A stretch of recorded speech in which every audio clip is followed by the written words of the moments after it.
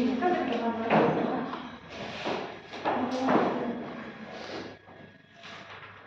वाला समझ आ गया था सबको? कोई डाउट तो नहीं है? वो तो पूछ लेना। Also of the digestive system, कल सिर्फ इसके बारे में इंट्रोडक्शन पढ़ा था हमने। जीआई सिस्टम का इंट्रोडक्शन क्या है और स्टेप्स क्या होते हैं, ठीक है। अब करेंगे इसके ऑर्गन्स के बारे में। एलिमेंट्री ट्रैक्ट जिसको बोलते हैं, डाइजेस्टिव सिस्टम को क्या बोलेंगे? एलिमेंट्री ट्रैक्ट, ठीक है। It is long hollow tubes, यानी कि बहुत लंबी और खाली ट्यूब होती है, इसके बीच में और कुछ भी प्रेजेंट नहीं होता है।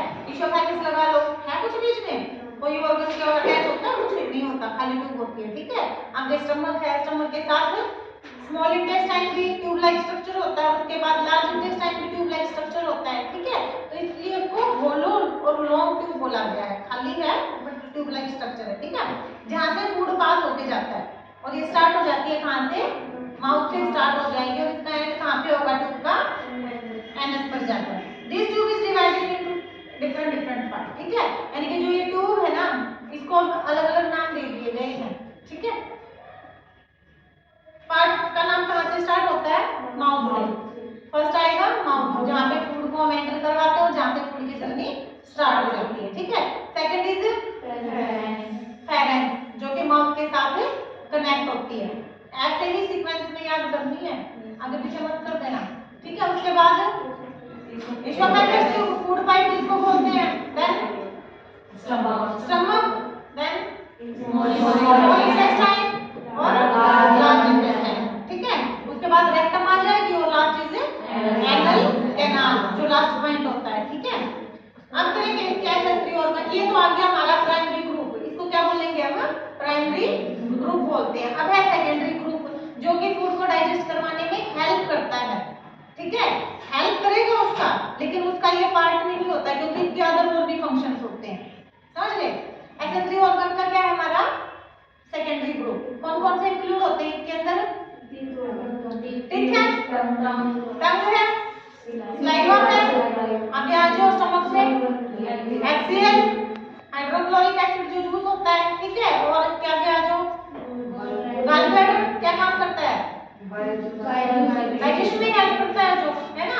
इसके आगे पैंक्रियास क्या काम करेगा? कल पढ़ाया था, इंसुलिन बनाएगा, ठीक है। पैंक्रियाटिक जूस बनाएगा और जो पैंक्रियाटिक जूस होता है वो भी डाइजेशन में हेल्प करता है। आगे आगे ये हमारे क्या? हमारे एक्सेसरी ऑर्गन आ जाएंगे, ठीक है। सारा इसमें ये बताया रखा है। अब देखो माउथ, माउथ के साथ एक्सेसरी ऑर्गन कौन सा आएगा हमारा? स्लाइवा, ठीक है ना। फेरेंक्स के साथ पैरोटिड ग्लैंड, यानी कि जहां से स्लाइवा का सिक्रेशन होता है, 3 लेयर में होती है जहां से स्लाइवा बनती है। कौन कौन सी आएगी? पैरोटिड ग्लैंड और सब मैंडिबुलर और सब लिग्वल, ठीक है। ये 3 पेयर होते हैं, 3 इधर है 3 इधर है, जहां से स्लाइवा का सिक्रेशन होता है, ठीक है। जहां से स्लाइवा बनती है और स्लाइवा क्या काम करती है? फूड को मिक्स करने का काम करेगी, उसको सॉफ्ट बनाएगी। और स्लाइवा के फंक्शन बताओ, स्लाइवा क्या काम करती है? माउथ को क्लीन करने में हेल्प करती है और ब्लड क्लॉट फैक्टर होते हैं, ठीक है। जरा सा मुझे कट लगता है तो आप लोग क्या करते हो? डायरेक्ट माउथ में एंटर करवा लेते हो, क्लॉट के ऊपर ब्लड क्या होता है? स्टॉप हो जाता है, ब्लड का क्लॉट बन जाता है। तो कुछ अमाउंट में क्या होती है? ब्लड क्लॉट फैक्टर भी प्रेजेंट होते हैं, ठीक है। और बताओ, स्लाइवा के अंदर एंजाइम भी होते हैं, ठीक है। एंजाइम प्रेजेंट होती है, पीएच भी होता है, हाँ, ठीक है। समझ आ गया स्लाइवा के फंक्शन से। अब इसके अंदर आगे आ जाओ, oesophagus, stomach, small intestine. Small intestine के पार्ट आएंगे। फर्स्ट पार्ट स्मॉल इंटेस्टाइन को 3 पार्ट में डिवाइड किया गया है। छोटी आंत को 3 पार्ट में डिवीजन किया गया है। फर्स्ट इज ड्यूडेनम, ड्यूडेनम के साथ सेकंड कौन सी होती है? ज्यूजेनम, थर्ड कौन सी हो जाएगी? ठीक है। ये 3 पार्ट में स्मॉल इंटेस्टाइन को डिवाइड किया गया है। उसके बाद कौन सी आएगी? Large intestine. लार्ज इंटेस्टाइन को भी डिवाइड किया गया है। कौन कौन से पार्ट में? सिकम कोलन, यानी कि पूरी लार्ज इंटेस्टाइन को हम कोलन से भी डिनोट कर सकते हैं। पूरी इंटेस्टाइन को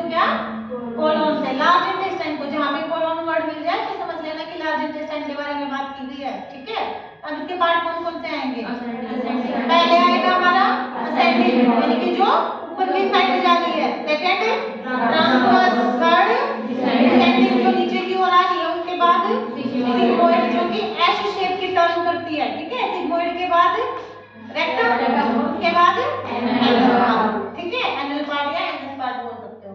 समझ आ गया?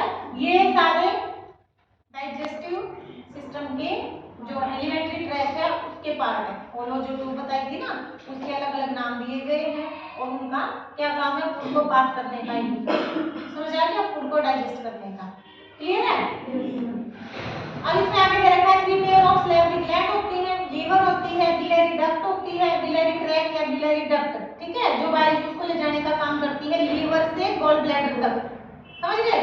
अब उसके बाद आएगा गॉल ब्लैडर और उसके बाद आएगा पैंक्रियास, ठीक है। ये सारे एक्सेसरी ऑर्गन में काउंट होते हैं जो कि फूड को डाइजेस्ट करवाने में हेल्प करते हैं। इनके अंदर केमिकल रिएक्शंस होते हैं, केमिकल सिक्रेशन होती है, ठीक है। एक टाइप का जूस सिक्रेट करने का काम करते हैं। समझ आ गया इतना? Teeth help in the breakdown of the food, यानी कि टीथ उन्होंने क्या काम किया? फूड को तोड़ने का काम किया, ब्रेक डाउन करने का काम किया, ठीक है। लार्ज जो पार्टिकल्स थे उनको स्मॉल पार्टिकल्स में डिवाइड कर दिया। टंग ने क्या काम किया? च्युइंग करने का काम किया और स्वैलो निगलने का काम करवाया है, ठीक है। और जो अदर एक्सेसरी ऑर्गन है never come into the direct contact with food, ये डायरेक्ट कांटेक्ट नहीं आते, ये इनडायरेक्टली कांटेक्ट में आएंगे। किसी ने फूड को एब्जॉर्ब किया है, उनसे न्यूट्रिशन को लिया है, फिर उसको मिक्स करवाया, फिर ब्लड के अंदर भेज दिया, ठीक है, जो एक्सेसरी ऑर्गन होते हैं। लेकिन जो एलिमेंट्री ऑर्गन होते हैं वो डायरेक्ट कांटेक्ट में रहेंगे, ठीक है, इसलिए उनको एक्सेसरी ऑर्गन बोला गया, यानी कि हेल्प करने वाले जो ऑर्गन होते हैं। समझ गए?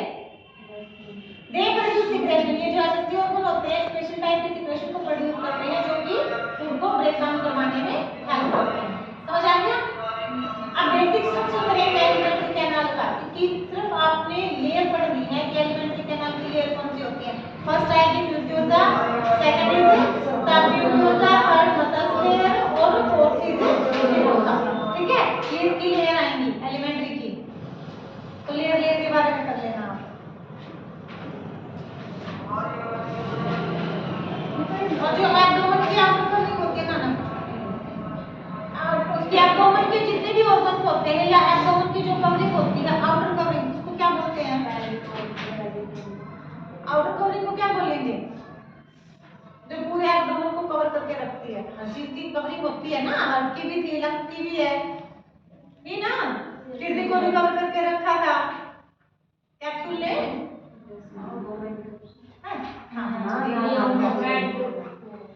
सबसे कैप्सूल नहीं था, आउटर था जो व्हाइट कलर का कैप्सूल था।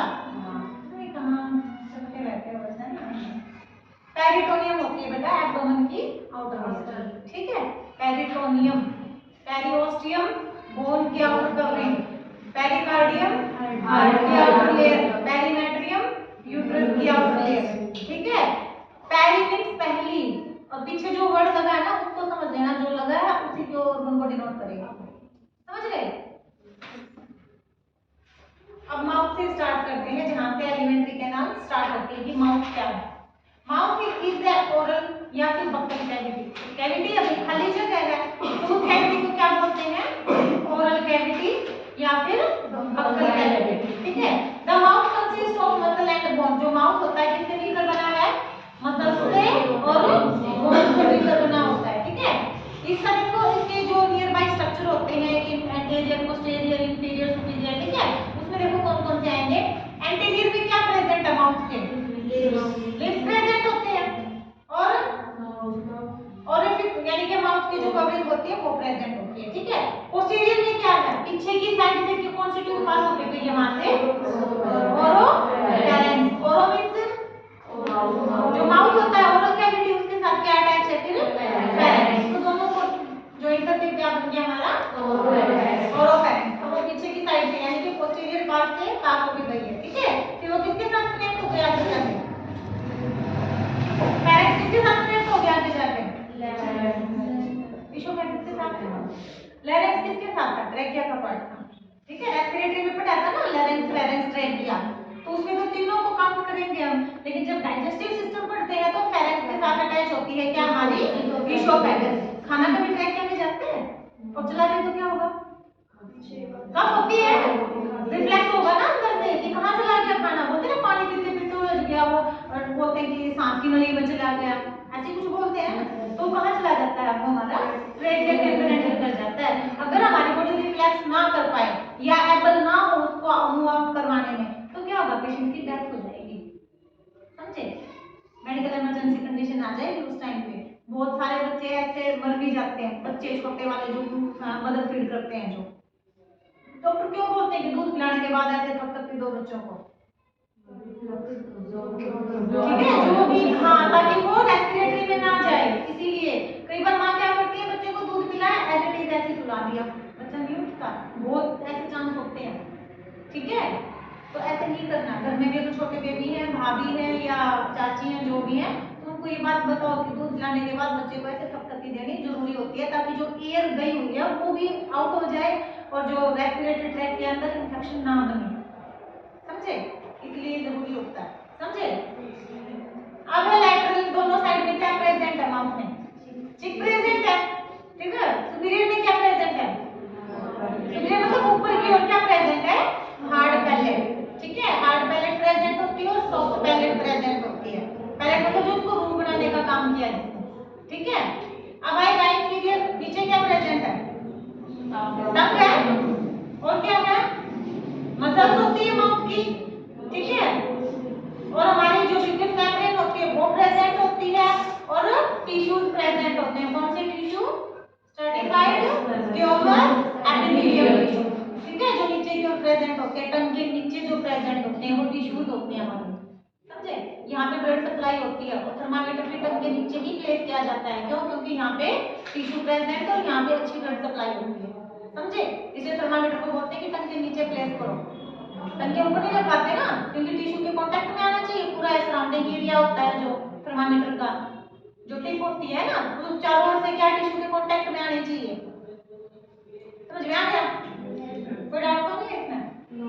आप टंग देखो, टंग क्या होती है, tongue is composed of skeletal muscles, कौन सी मसल है, मसल्स होती है, बोन नहीं होती है, स्केलेटल बोन याद मत रखना, ठीक है जी, की कोई भी हड्डी नहीं होती, बट ये हड्डियां तोड़वा देती है ना, ऐसे ना, तो क्या है ये एक मसल से बना हुआ पार्ट होता है, ठीक है, which is covered by, cover किसके साथ होता है, ये म्यूकस मेम्ब्रेन के साथ, ठीक है। It form the floor of oral cavity, और फ्लोर बनाने का काम करती है, फर्श बनाने का काम किया, कौन किसका, जो हमारी ओरल कैविटी होती है, बक्कल कैविटी होती है, उसको नीचे से फर्श देने का काम किया, ठीक है, इसलिए इसने फ्लोर बना दिया माउथ का। टंग इज डिवाइडेड इनटू हेल्स, टंग भी दो पार्ट में डिवाइड होती है, होता है ना, टंग ऐसे फोल्ड हो जाती है, तो बीच में जो सेप्टम होता है उसको क्या बोलते हैं, उस सेप्टम को हेलम, क्या बोलेंगे, समझ आ गया। टंग को दो पार्ट में डिवाइड किया गया है और एक सेप्टम के थ्रू इसको डिवाइड किया गया है, और इसको क्या बोलेंगे हम, इस सेप्टम को, ठीक है।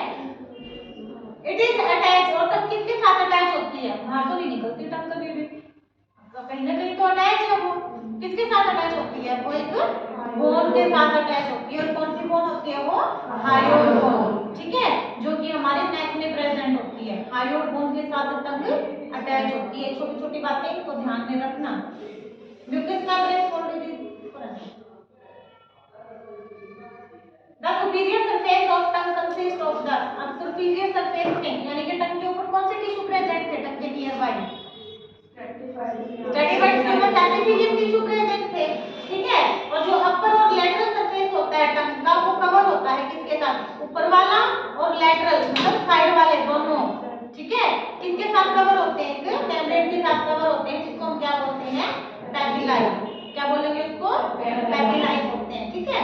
पैपिलाई द नर्व एंडिंग ऑफ, अब हमारी टंग के अंदर क्या प्रेजेंट होती है, नर्व एंडिंग प्रेजेंट होती है, जो सेंसेशन का काम करवाती है, जो टेस्ट का काम करवाती है ना, टेस्ट बर्ड्स इसके अंदर प्रेजेंट होते हैं, खट्टा मीठा कैसा है, ठीक है, टेस्ट में भी हेल्प करवाती है टंग, विच आर कॉल्ड, जिसको हम क्या बोलते हैं, टेस्ट बर्ड्स बोलते हैं, ठीक है। देयर आर द थ्री पैपिलाई, और कितने टाइप के होते हैं ये, तीन टाइप के होते हैं, सिर्फ इनके नाम कर लेना, अगर पूछे तो अच्छी बात है। टंग का वैसे एग्जाम में आता नहीं है, बट लेकिन टंग के बारे में पता होना चाहिए, टंग के बारे में सबसे इंपॉर्टेंट होता है टेस्ट बर्ड्स के बारे में पता होना, और टंग किसके साथ अटैच होती है, ठीक है, और कौन से टिश्यू होते हैं इसके नियर बाय, ठीक है। ये तीन चार बातें जो छोटी छोटी कभी कभी एक एक नंबर में पूछ पूछी जाती है, एग्जाम में नहीं आएंगी बट आगे जो आप एग्जाम करोगे ना उसमें पूछी जाती है, समझ गए। आप फंक्शन ऑफ टंग, टंग क्या काम करती है सबको पता है, बोलने में हेल्प करवाएगी, स्पीच में हेल्प करवाती है, और टेस्ट का पता रखते हैं, और वैल्यू फूड को निकलने में भी हेल्प करती है ना, और मेस्टिकेशन करवाने में, खाने को चबाने में भी हेल्प करती है। अब किसी के दांत वीक होते हैं तो क्या होते हैं, उनके गम्स और टंग होती है जो उनकी हेल्प करती है ना, तो टंग ने क्या किया, फूड को चबाने में भी हेल्प की, ठीक है। और डेलीगेशन में से फूड को निकलना, ठीक है। कल भी बताई थी ना छोटी छोटी बातें, इंजेक्शन करवाना, डेलीगेशन करवाना, एलिमिनेट करवाना, कल आ गया समझ सारा। एक एक नंबर की टर्म है जो कि बहुत ज्यादा जरूरी है, एक एक नंबर के इन छोटे छोटे जो वर्ड होते हैं ना, अगर इनका मीनिंग समझ में आ गया तो आप अच्छे से डिफाइन कर सकते हो, अगर ये समझ में नहीं आया तो आप कुछ लिख ही नहीं पाओगे कि उसने पूछा क्या है, ठीक है। तो इनके मीनिंग साथ के साथ में लिख लिया करो, समझ गए। अब करेंगे टिक के बारे में, टर्म क्लियर है। टिक पढ़ो, टिक क्या होता है, क्या होते हैं, क्या होते हैं, हमारे एसेप्टिव ऑर्गन का पार्ट होता है, ठीक है, जो फूड को डाइजेस्ट करने में हेल्प करता है, उसको मैस्टिकेट करने में हेल्प करता है, चबाने में हेल्प करता है, ठीक है। आ जाओ, कितना लेट सुनाते हो मैम, कोई करते नहीं, आइए रहेगा आपका, आधा लेक्चर में फिनिश हो जाता है, पता है आपको, टाइम से आएगा बेटा।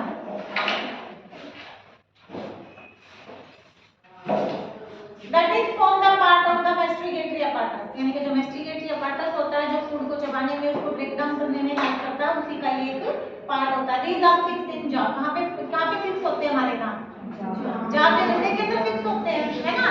In man the teeth replace only one time, यानी कि जो ह्यूमन के जो टीथ होते हैं वो एक ही बार रिप्लेस होंगे, एक बार टूट गए फिर आ गए, फिर टूट गए फिर नहीं आएंगे, तोड़ के देखते हैं वो क्या नंबर है, बेस का वो है क्या देश के ऊपर होते हैं, बिल्कुल चलता है, बिल्कुल जो नहीं होते हैं, बिल्कुल जो होते हैं वो एक ही बार में रिप्लेस होंगे। अभी थोड़ी सी देखो ना, 20 साल तक वेट करना आएगा कि नहीं आएगा, अब नहीं, तो एक ही बार रिप्लेस होते हैं, एक बार दूध के दांत गए दोबारा से परमानेंट वाले की खा सकते हैं, ठीक है, अगर परमानेंट वाले गए तो फिर नहीं आएगा, ठीक है। इसलिए अपने दांतों की केयर किया करो भाई, समझे, ये जरूरी होती है,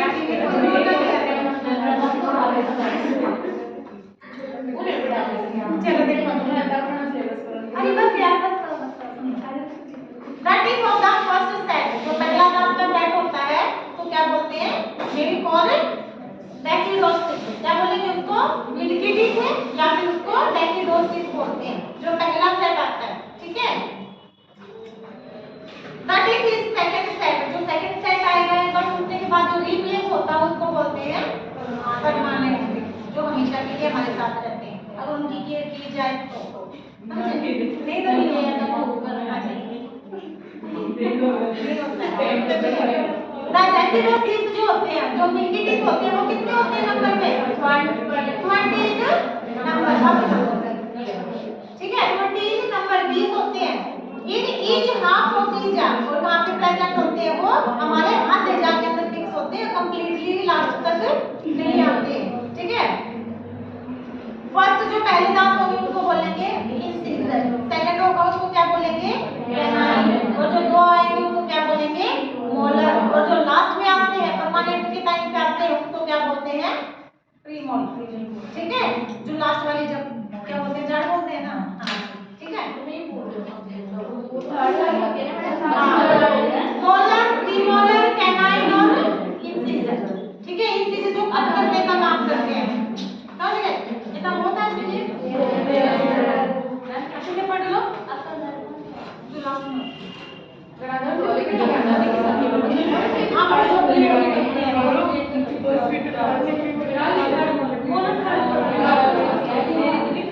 आज इतनी रिवाइज कर लो, कितने में कोई डाउट है